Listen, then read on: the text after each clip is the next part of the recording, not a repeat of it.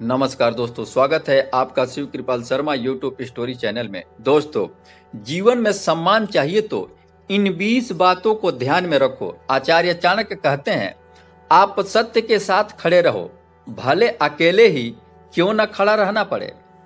किसी की प्रशंसा करनी है तो सबके सामने कीजिए।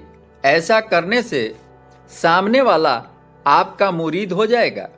आचार्य चाणक्य नीति कहती है कि किसी की आलोचना करनी है तो अकेले में कीजिए। अगर आप सबके सामने आलोचना कर दी तो उस इंसान का दुश्मन बन जाएंगे। 4 लोगों के बीच में किसी की बात को गलत साबित मत कीजिए। यदि उसकी बात गलत है तो अकेले में उसे समझाएं। जो इंसान नियम बनाकर आज का काम आज करेगा, देखना वह इंसान एक दिन लोगों पर राज करेगा। अक्सर लोग महान बनने के चक्कर में इंसान बनना ही भूल जाते हैं।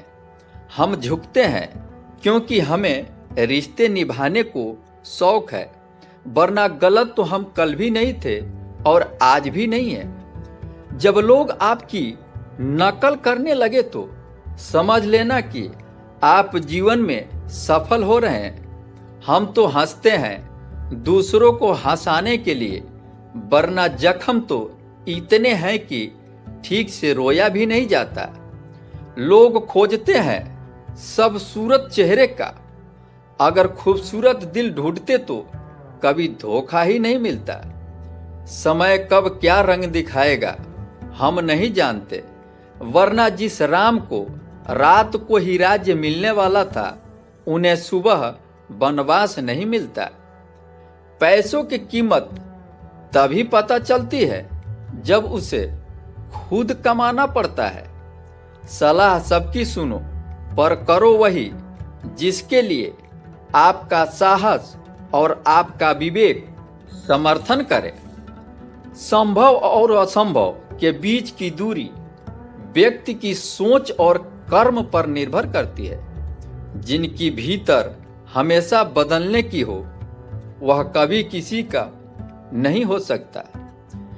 जल्दीबाजी में किया गया विश्वास और मेहनत, इन दोनों का परिणाम धोखा ही होता है।